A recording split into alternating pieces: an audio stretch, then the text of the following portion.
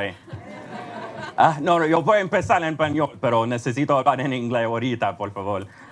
¿Cómo está todo el mundo otra vez? Bien, es mi primera vez aquí en Chile y me parece como un país muy bonito, con gente muy bonito. Yo quiero hacer algo antes que yo empiezo, porque es algo que yo hago todas las mañanas, pero esta mañana me tuvo un poquito tarde y no tiene tiempo a hacerlo. So, por favor, si pueden pararse por un segundo, quiero hacer algo contigo, si puedo. Ok, perfecto. ¿Saben a bailar? Sí, ¿saben a bailar bien en Chile? Ok, yo quiero bailar un poquito. ¿Está bien? Ok, vamos a bailar al Salud. Yo sé que se murió casi ahorita, pero no están bailando. No bailan aquí. Yo soy de Puerto Rico, bailamos mucho. Mañana vamos a bailar al Bad Bunny, pero ahora Salud. Dicen que soy el malo. ¿Puedes subir la música un poquito? No, ok, está bien. Lina, baila conmigo. Yo no bailo tan perfecto solo. Dicen que soy el malo. Yo, no, está bien, está bien. Que estoy envenenado. Se ríen de mi soledad. Y yo, ¿sabía? Ok. Sí. Dicen que soy el malo. Y miro diferente. Dame uno de esos. Ahí. Acorralado entre mis lágrimas, dejo el silencio mi dolor. Acorralado entre mis lágrimas, perdido. Ok. Ahora yo voy a hablar en inglés porque mi español para hacer una charla no es tan perfecto. Lo entiendo mejor que lo hablo. Bueno, ¿quién yo soy? My name is Eric Garcia. I work exclusively with veterinary practices all around the world, helping them with their digital marketing and communication challenges. I'm very excited to be here with you today to talk about the important need that exists when it comes to communicating to our older pet parents with older pets. This is a very exciting topic because it's not one that you will see anywhere else around the world. It is one that I'm encountering for the first time here in Chile, leading the way for the profession. And I think this is wonderful. I started my career working in a veterinary practice in Tampa, Florida, which is where I'm from. I know what it's like to work in a practice. I know how busy you are. I know that you have a small amount of time when it comes to making change in your practice. I pride myself in my ability to bring you change that is easy to implement, but that will make a huge impact on the way that you engage with your pet owners.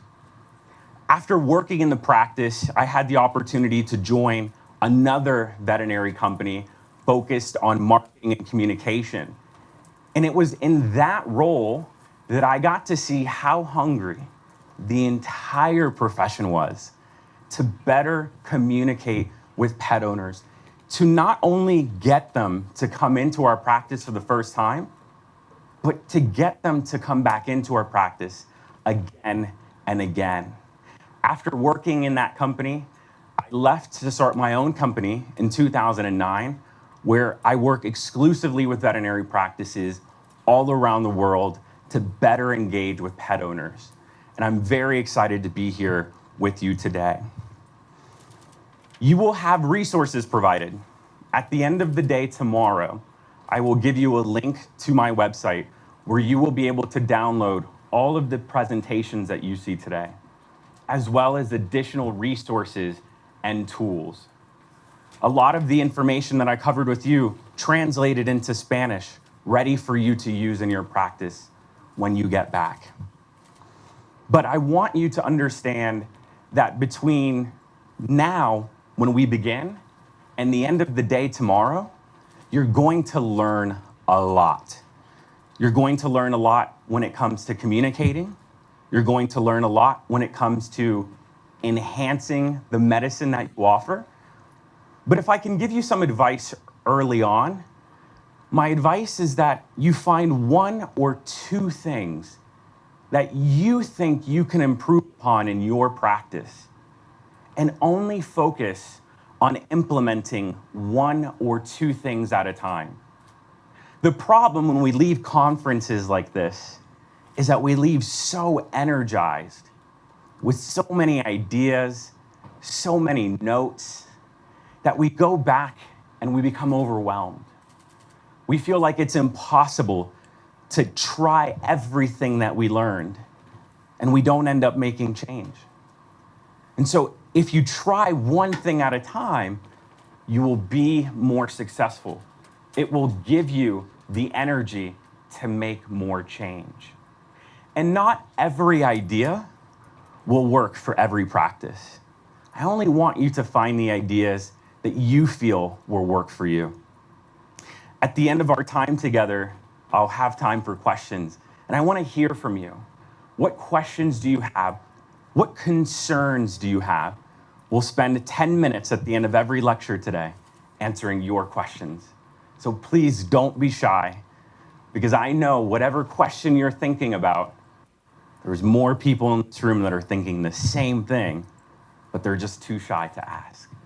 So please ask those questions.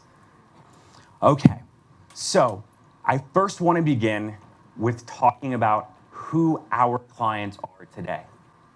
We are seeing 4 generations of pet owners in our practices today. We're going to focus on the older generation and how communicating needs to be different when we have them in our practices. We have 4 generations. We have Gen Z, which is the very youngest generation. They are about 25 years old now. They now have pets. They are now coming into our practices. And the way that Gen Z communicates, different than our older client. While there's a lot different, there are a lot of similarities, believe it or not. And we'll talk about some of that. We have millennials, who are the largest pet owning demographic all over the world.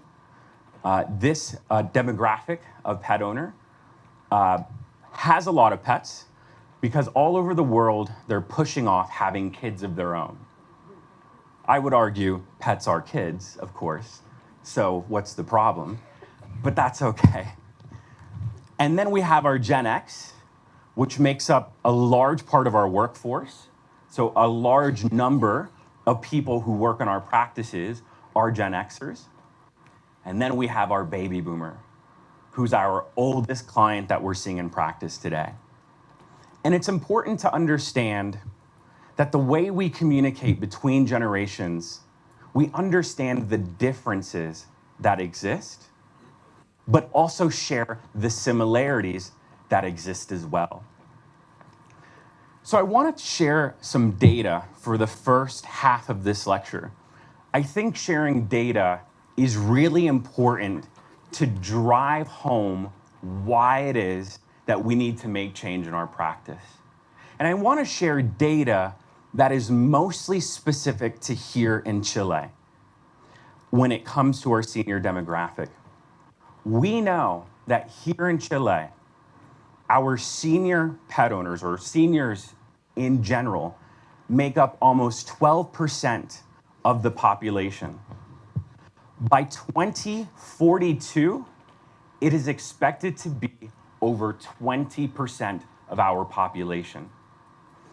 So when we think about the importance that exists when it comes to need to understand how to communicate to this generation, it simply cannot be disputed. When we look at what data says about seniors in Chile, we know that seniors in Chile are more independent now than they ever have been before. We know that living independently is important to this demographic, but still at the center of importance is their family and their community. And so we know our senior pet owners rely heavily on the relationship with their families. And I'll discuss with you the role the family can play when we communicate with our senior clients. We also know that a majority of seniors, 60% of them here in Chile, are women. The reason that this is important is when we follow the data, when we follow what it says, we know that the life expectancy for a male in Chile, men, is 8 years considered to women. So men are likely to live 8 years less than women. The reason that this is important is when we think about our older client,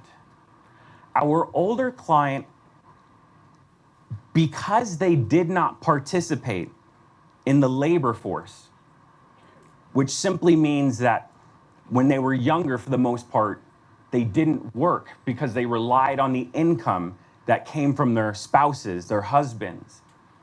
That because of that, and because of the fact that the men live less, not only do they often live by themselves, but they often live with financial hardship. There are always exceptions to the data, I should always tell you. Not every single senior is like this, but we have to follow what the studies say.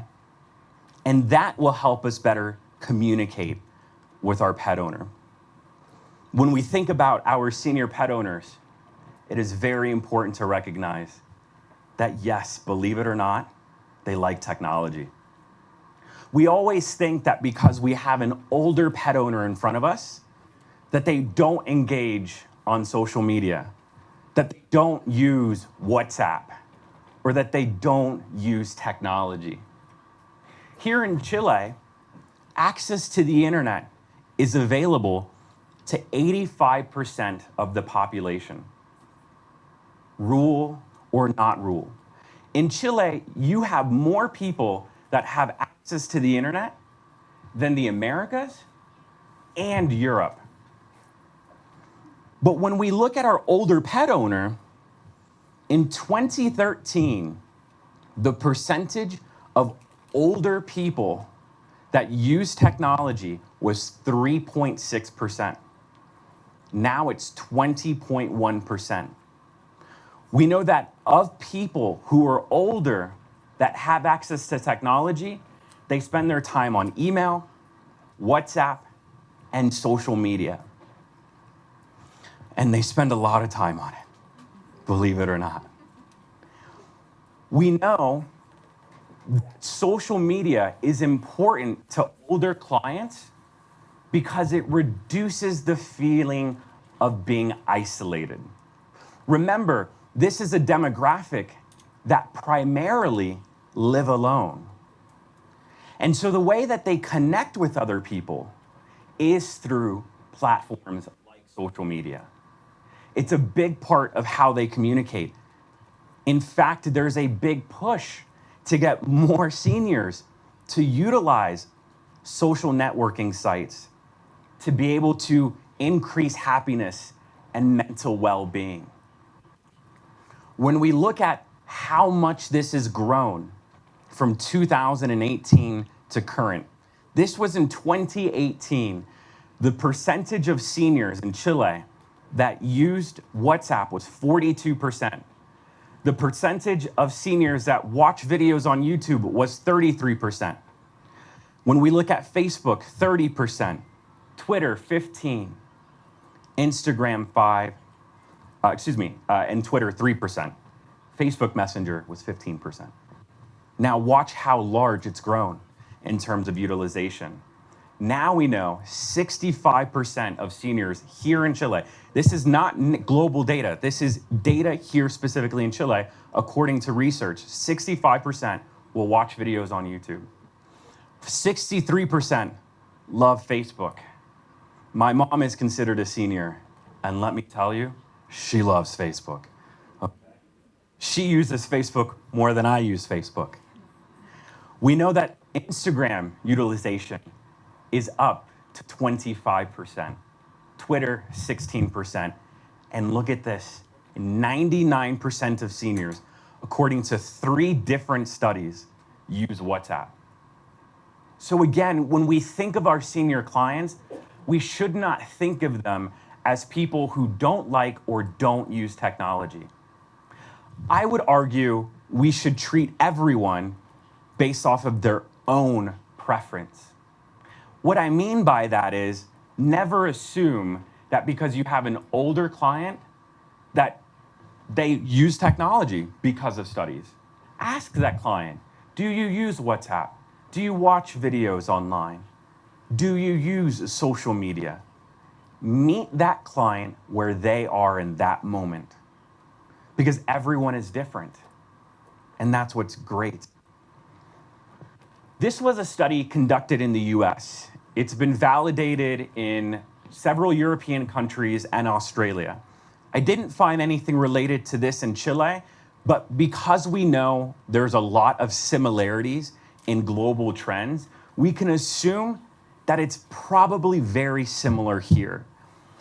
The objective of this study was to determine what the differences are between our youngest client, millennials, and our oldest client, baby boomers, when it comes to receiving pet care.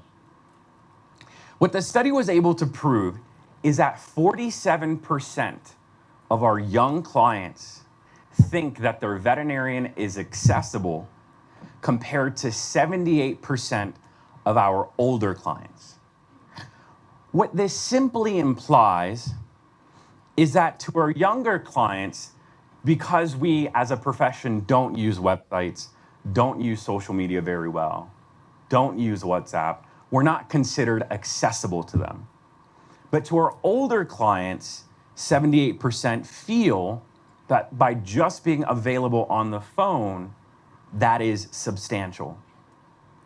But what we know is as more seniors continue to use technology, the data is starting to go in the opposite direction, where seniors are now not feeling as if their veterinarians are as accessible because they're not using things like WhatsApp and social media. And it's so interesting to me because it's different than what we think as a profession. When we look at care, 52% of our younger clients say that their pets receive routine oral or dental care compared to 42% of our older clients.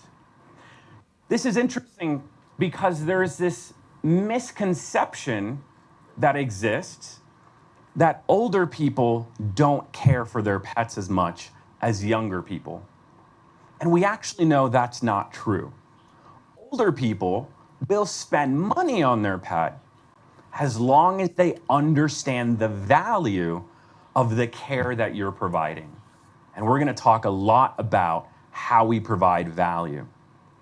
59% of our younger clients feel like their veterinarian takes the time to get to know who they are, compared to 54% of our older clients. Tomorrow, we're going to talk about the importance of communicating with a senior pet owner in the exam room to make them feel like they're important and the care that you provide for their pet is important. We'll talk about some of the biggest mistakes we make, but how we can do better. At the end of the day, this data point is probably one of the most important data points to me, and is at the theme of everything that I will talk to you about. And that is this data point that says 63% of our younger clients and 54% of our older clients or senior clients have both said that they want access to good information when it comes to the care of their pet. We always think that it's just our millennial client who goes on Google to look for information. But really, it's people of all ages. Because people want to understand how they can better care for their pets. When we can overcome this, when we can educate in a way that is meaningful, we will get more of our pet owners to follow our recommendations, especially our senior pet owners. Getting seniors into your practice is part one. Just because you see them doesn't mean that you will see them every single year thereafter. Retention is one of the biggest opportunities that exists for our practices. Communicating online and offline to our senior pet owners that not only is successful for the appointment that you're seeing them for, but is successful in getting them to come back in again and again and again. Because if we cannot do that, if we cannot increase retention, we will not build long-term success in our communication strategies. Retention among senior pets is a big problem globally. This was a study of over 1,375 veterinary clinics, the largest study of its kind.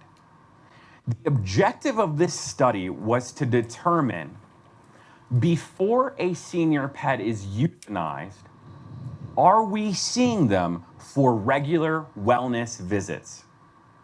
So do we have a relationship with that pet before they are actually put to sleep? The results of the study, as I'm going to share with you, is really interesting. The practices in this study were 3 different sizes. Small, which is less than 3,000 patients. Medium, which was between 3,000 and 6,000 patients.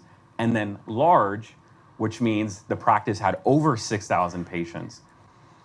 The study looked at pets of all ages.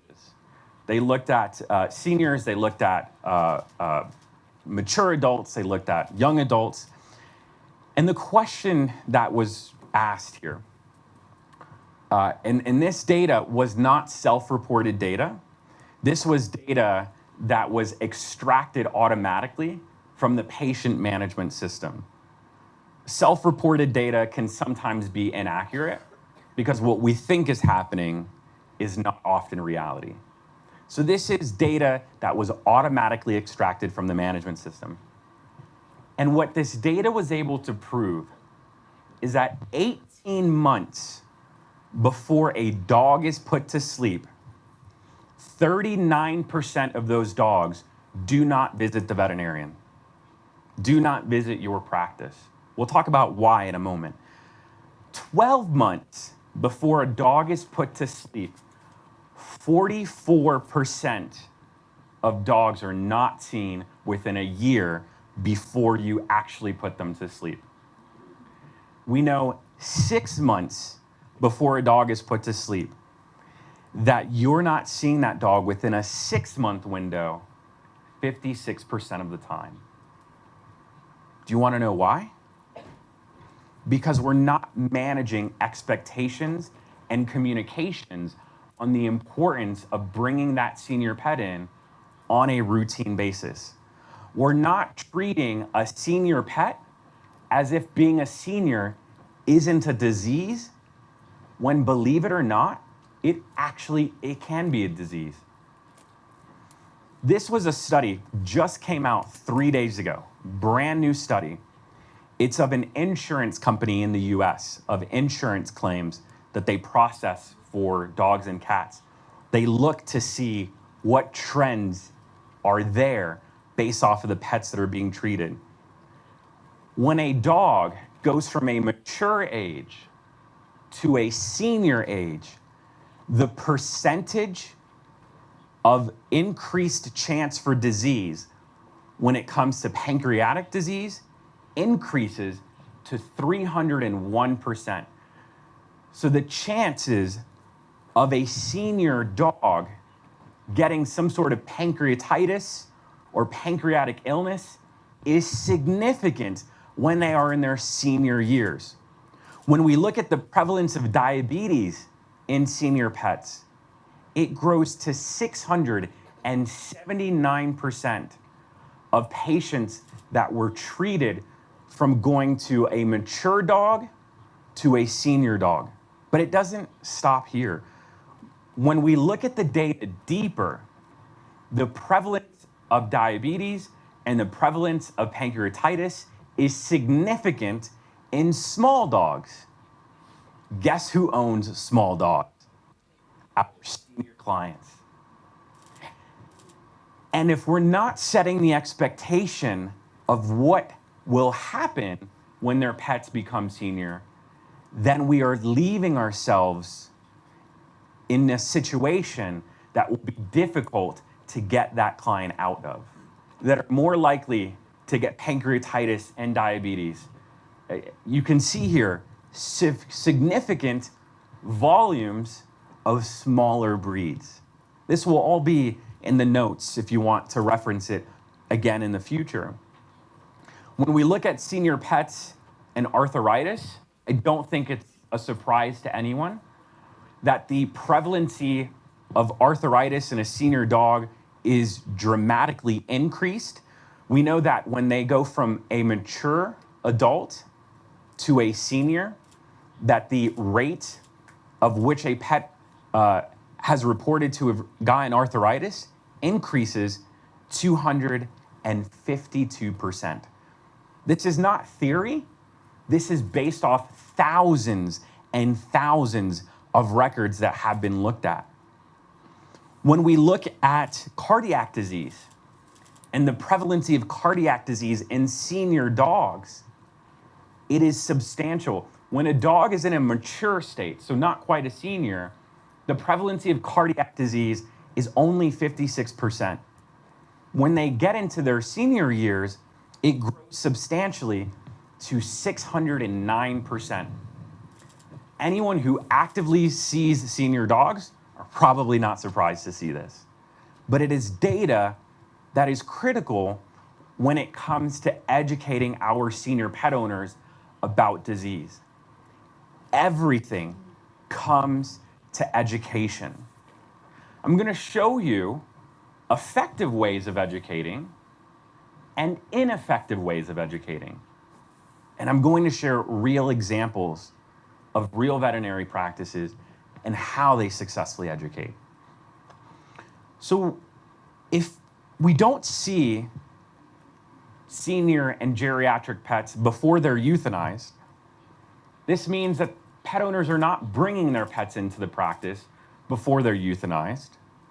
We know that according to some studies, the reason that is because they just say, oh, he's old. That happens when you get old. And they don't provide the pet the best end-of-life experience that pet can get because they don't understand the importance of it. And I know that sometimes as veterinary professionals, we become frustrated with that. We get mad at the pet owner. Sometimes, if we're honest, we judge them because they're not doing what we think is best for that pet, especially that senior pet. But you know what? We have to take some of that responsibility because we need to do a better job at educating in ways that are successful. And the way that we communicate needs to be different. So we're not seeing the volume of senior pets in our practices because we're not doing a great job educating. So one of the things I want to mention that's really important is that a lot of our marketing in veterinary medicine looks a little bit like this. Is it true? Where it's always young pets. It's always puppies. I don't want to pick on anyone here, but We see young dogs, young cats. But do you know what? They're not the only age animal that we see in our practices. We need to start sharing on our brochures, on our website, on social media, in the practice on billboards, anywhere that we share pictures of animals needs to start also looking like this. Because we need to show pet owners that when pets look like this, that they still need care. And the way that we fail to meet that expectation is when we only share pictures of puppies and kittens. The message that we're sending subliminally, according to studies, is that this is when your pet needs care, not this. And so it's very important that anywhere we're marketing or communicating, that we start to show those old pets. I want to see the frail cat. I want to see the old dog with all of the gray all over his muzzle. I want to start seeing those older pets to show pet owners that even pets in this life stage can get great care. Education is very critical because if we don't do a great job at educating, especially on the importance of bringing senior pets into the practice, pet owners won't come in, and they won't come in on a routine basis.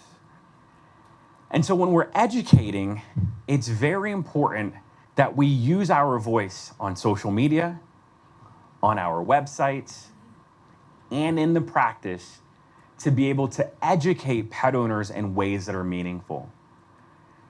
And we need to start, how many practices, I know it's different in every country, how many practices, just out of curiosity, have a website for your hospital or your business? So a few, not show of hands. Yeah, you can raise your hands. Okay, a few of you.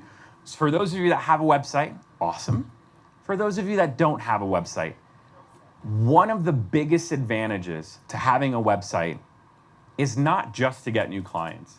Everyone always says, oh, a website is so people can find me on Google.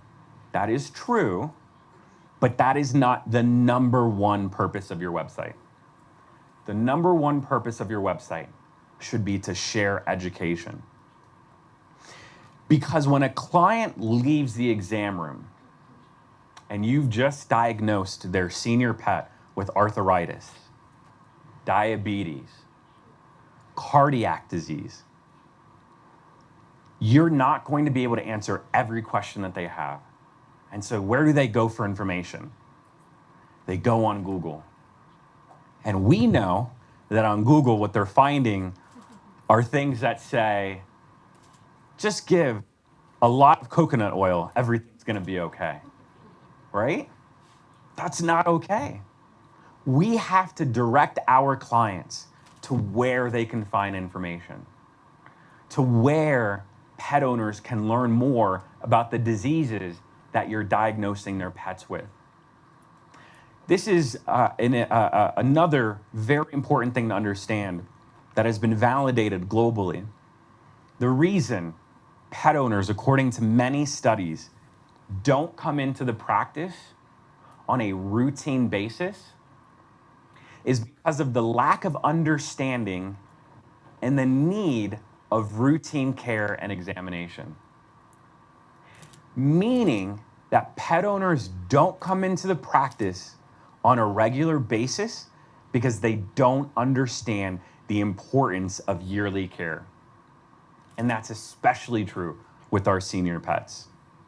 We'll talk about how we can change this. Creating awareness is very important. If you don't have a website, I highly encourage you to get a website.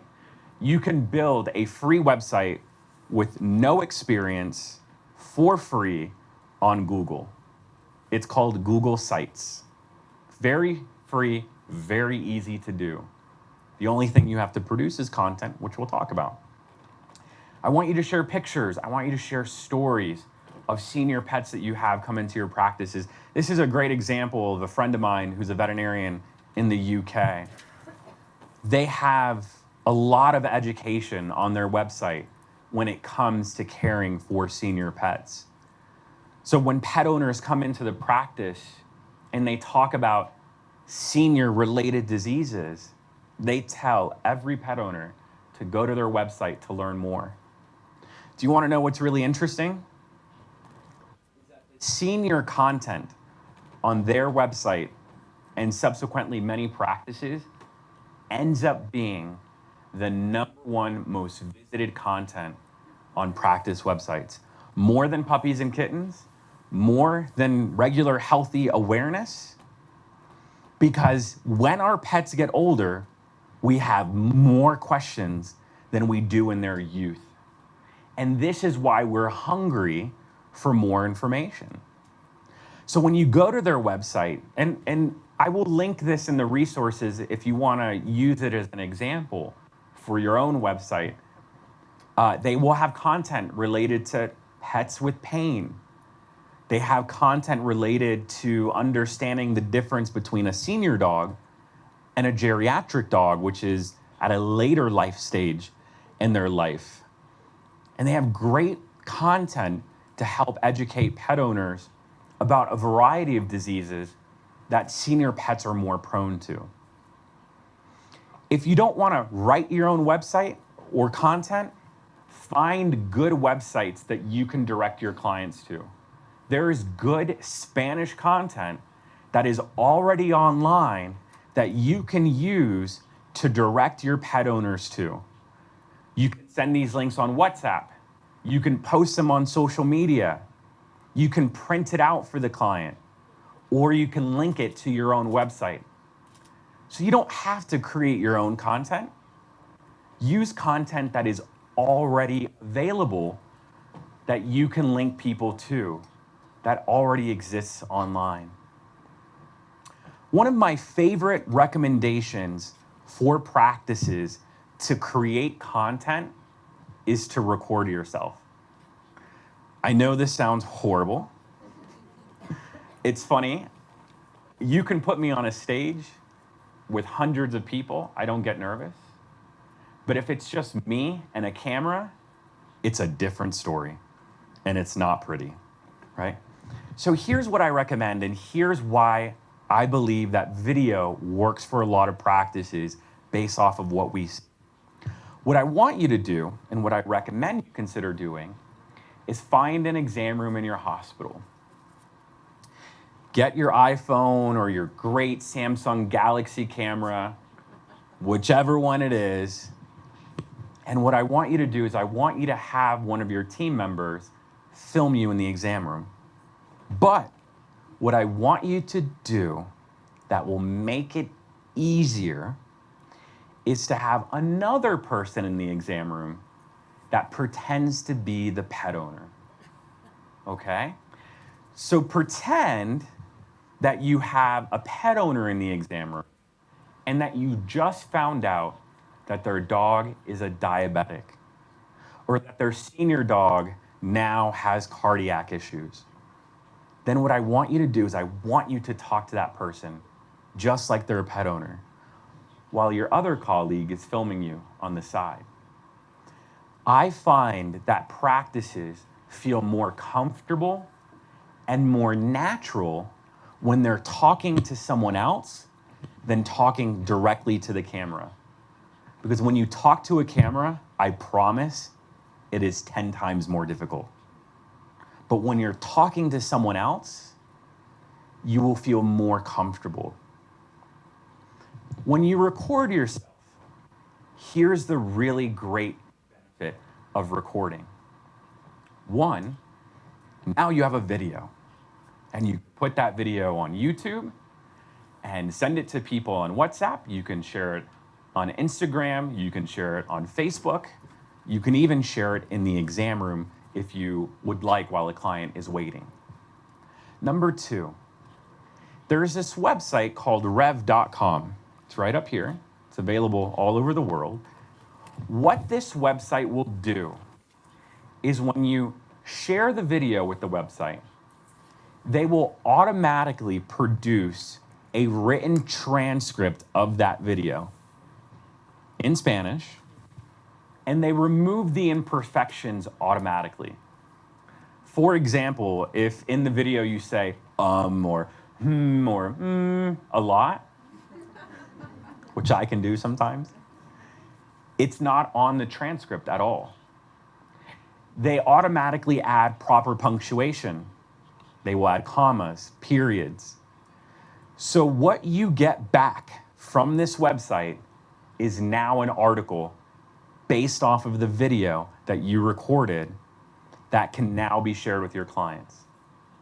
So you create the video, you use this website, and you get an article automatically of that same content that comes from you. That article, you can now print it out and give it to your clients. You can put it on your website and send the link. You can do so much more with that content now very easily. So now you don't have to write an article and then do a video. Now you can just do the video and get the article. I use it a lot. Some of the articles that you read are from lectures, but people don't know that. And so it's a really great website that you can use. When you are filming video in your practice, there are, whoops, sorry, I get too excited. There we go. There are 10 things that you can do to make filming video easier. I'm not gonna read all 10 of these, but I'll read some very important examples. When you're filming, we should shoot the video horizontally, which means that we shoot it this way to be able to easily take that video and share it on YouTube, share that video on Instagram, share it on our website. It looks better when you record the video that way. Make sure that when you're shooting the video that you have someone that's holding the camera with two hands. We've all known that person who's shooting video with one hand and then you get sick and nauseous and you want to throw up. We don't want to do that. Here's one of the best tips I can give you. Don't be perfect. Because when you come off perfect, you come across unapproachable. So it's important to be imperfect. It's okay to not have everything sound flawlessly. It's okay to come across imperfect. By the way, a marketing secret, the more imperfect your content is, the more successful it will be. So you don't always need professional pictures, right? Sometimes a selfie, believe it or not, is a good thing, right? You can take that and write it down. That's very important. Selfie's good.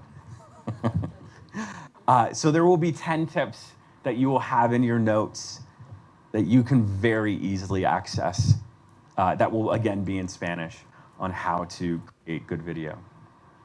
When you're filming video in your practice, especially when we're thinking about topics, think about the topics that are most prevalent to our senior pets.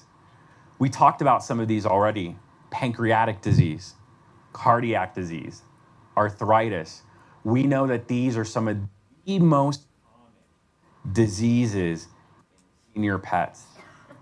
And so start creating videos for that content. Think about the conversations that you're having in the exam room with pet owners that have senior pets, and create that video first. When you're creating a video, very simple things that I want you to do. Make sure that you look around. I had a practice one time. I was in Europe, and someone sent me a video. It was in Dutch, and I couldn't understand it. But she was very proud to show me this video. And when I looked at the video, it was a very good video. But what they didn't realize was that the wall on the background was dirty. What I thought was blood was anal glands. And so it's important that you don't just jump into the exam room, but that you make sure you look around, make sure everything is clean, make sure the garbage can doesn't have garbage in it, make sure that the bottles are in order, make sure that everything looks really good. Again, I recommend using a nice high quality cell phone. And the video should be ideally 2 to 3 minutes. That's best practices, but I will tell you, I had a practice one time that created a video on senior pet care that was 20 minutes long. And I said, no one's gonna watch this. It has over 200,000 views on YouTube, right? That's an exception. That will not always happen. So try to stay within 2 to 3 minutes, but if you have a lot to say and it's valuable, it's okay to go over.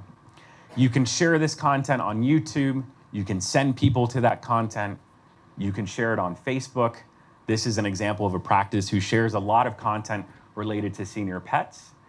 One of the videos has over 10,000 views because that's how hungry people are when it comes to videos. I usually recommend email newsletters. So start collecting email addresses for your clients, especially your senior clients. We already know send email based off of studies. Create an email news list just for senior pet owners with senior pets and send emails educating them about how to properly care for their senior pet. One of the last few things I want to go over is 3 very important things. 1, when we're communicating, especially online and offline, and in the exam room with our senior pet owners, according to studies, people remember stories more than they remember facts and statistics. Always tell a story when you get a chance. I'm going to share some examples of how we share stories on social media for our senior pet owners in the next lecture.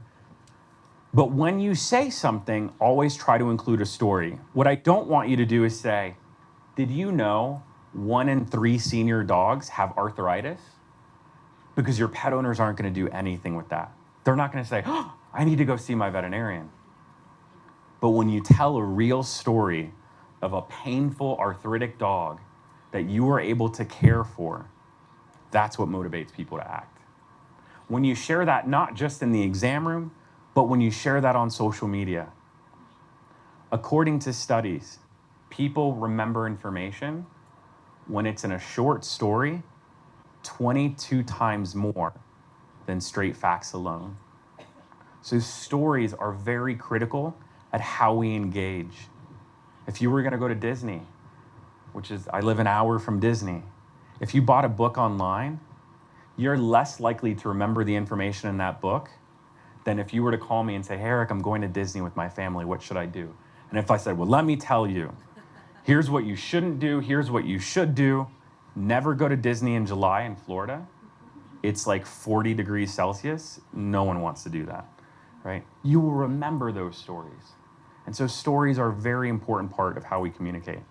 When you tell a story, find the problem and what the solution was for a real patient that you cared for.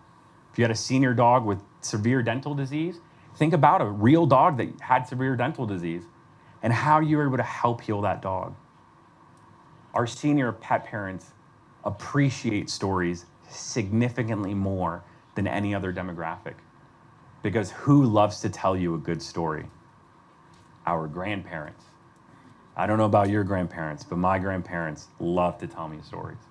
Now you get to tell them stories when it comes to caring for their pets. Share stories on social media. I'll outline more examples of this in a few moments, but these stories are very critical. And the last thing is pictures. Pictures are very important in how we communicate. And so I want you to share more pictures when you're communicating about the importance of pet care, when you're communicating on Facebook, when you're communicating on Instagram. I want to see more pictures like this on the left, not like this. In fact, I want to see more pictures of our senior pets that come into our practice. This is an example of a senior dog that came into a practice. I love this picture because the veterinarian's kneeling on the ground, welcoming the pet as she comes into the exam room. And the last thing I want to say is I want to see more pictures of our seniors. I want to see not only senior pets, but senior people in the pictures that you share on social media, on your website, and everywhere else online. Okay, so are we going to do questions? Yep, okay, perfect. So let's answer your questions before we jump into the next lecture. So what questions do you have for me? Okay. Mi pregunta es, ¿qué le dirías a un médico veterinario que te ha escuchado ahora y que te dice, es que entiendo que el video es muy importante, pero me da vergüenza. Me da vergüenza que me vean o me da vergüenza que otros veterinarios me vean y que juzguen lo que estoy diciendo?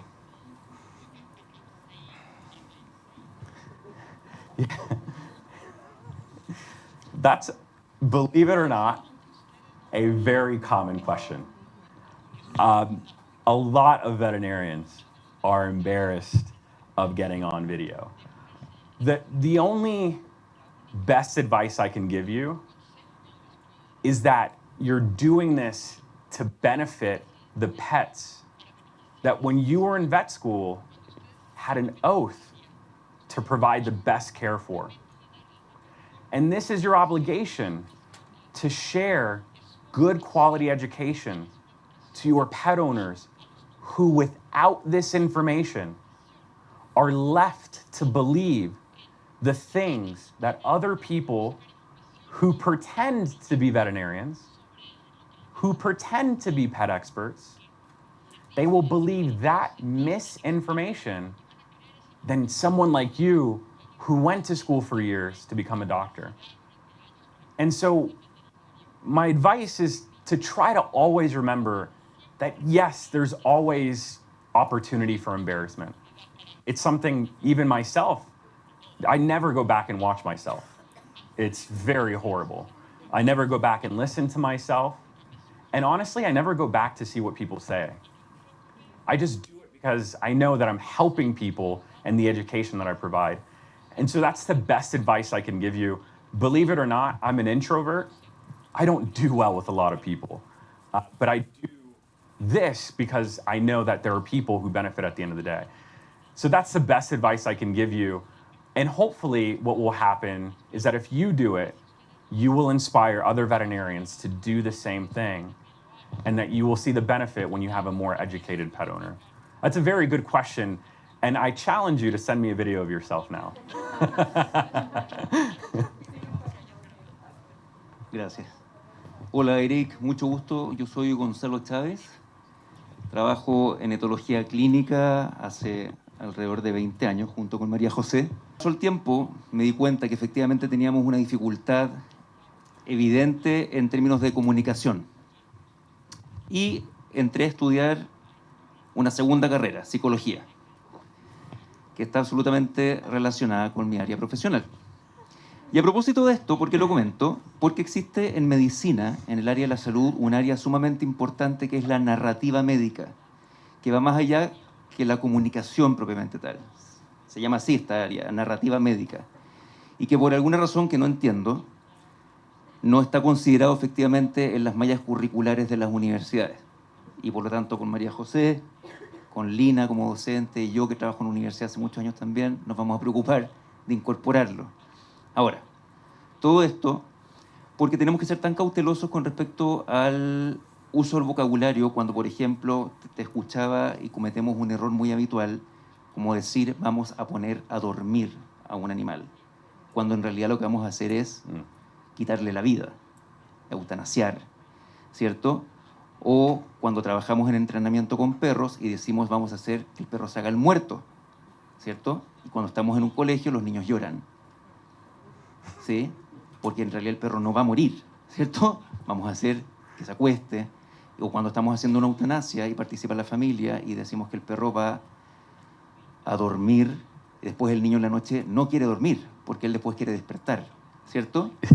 Y son cosas que ocurren en la práctica cuando trabajamos con colegios. Bueno, en ese sentido, ¿cuál es tu experiencia con respecto a la práctica clínica amistosa con niños?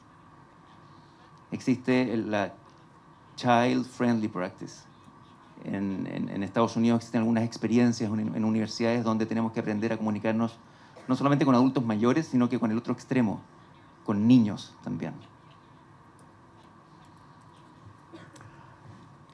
I think that's a very good point that you bring up regarding psychology in understanding what motivates a person, why they react certain ways.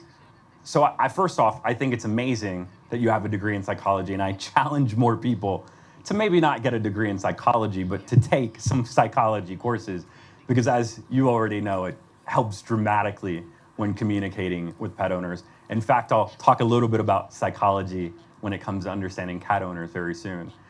When it comes to kids, my experience in the US is that it is still a very new subject to explore. There are organizations that are now dedicated to helping young kids understand how to properly care for pets, how to grieve when a pet passes away, how to enrich their own life in youth through by having a pet, and what that could do for them when they get into adulthood and how it molds them as a human. But there's not a lot of great information related to it, and I don't have a lot of personal experience to share related to that. But I certainly would encourage you to continue to try to explore what you can do to encourage more education around kids. Because the problem that exists here in Chile and in other South American countries, and also in Asia as well, is that we have an uneducated pet parent.